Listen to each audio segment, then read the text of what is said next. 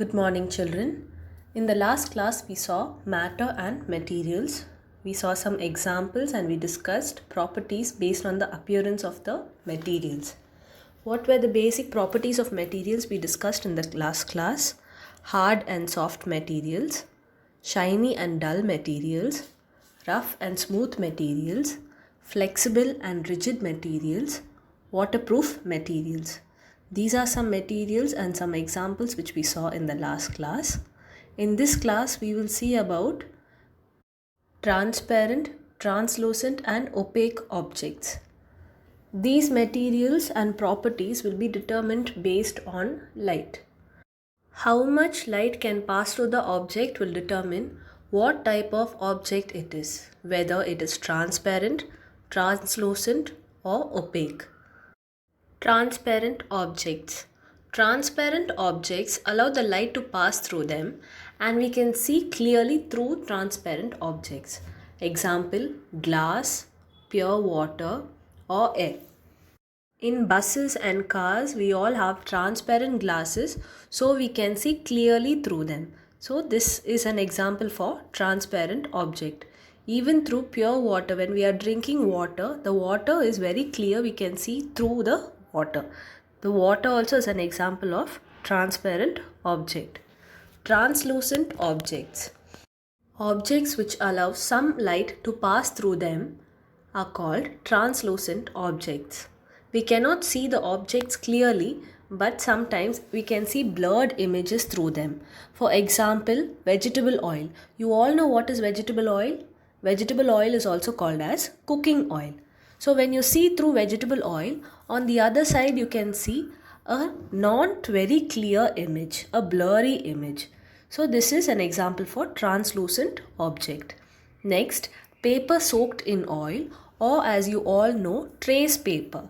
So these papers, if you see, they will let you see a small blurred image through which you can trace out the image.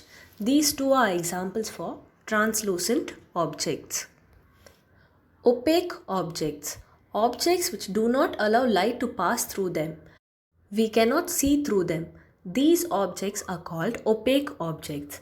Example, wood, stone and metal.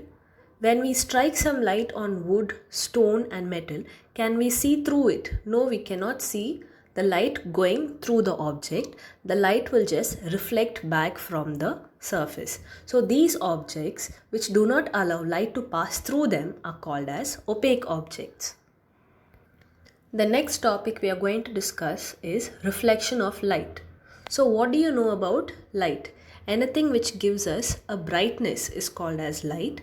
So there are few objects which are called as light sources.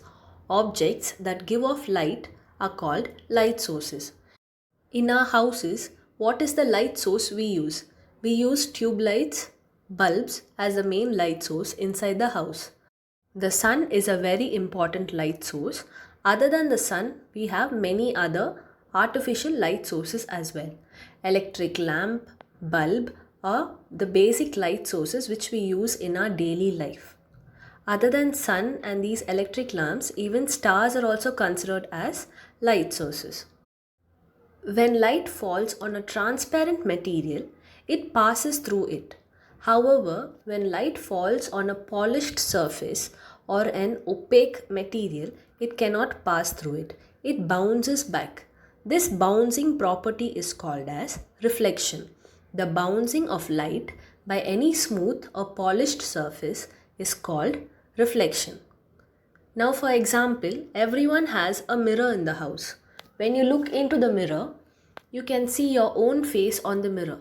What you see is a reflection of your face in the mirror. We also see reflection of other objects. For example, in a car, we all know we have a mirror on the side. So this mirror helps us to view the vehicles which are coming from the back. So we can see reflection of other objects as well. These reflections are formed by light and they are called images. So transparent materials do not reflect light, while opaque objects have the tendency to reflect or bounce the light which falls on them. In this class, we have seen about properties related to light and also about reflection. In the next class, we will meet with a new topic. Thank you.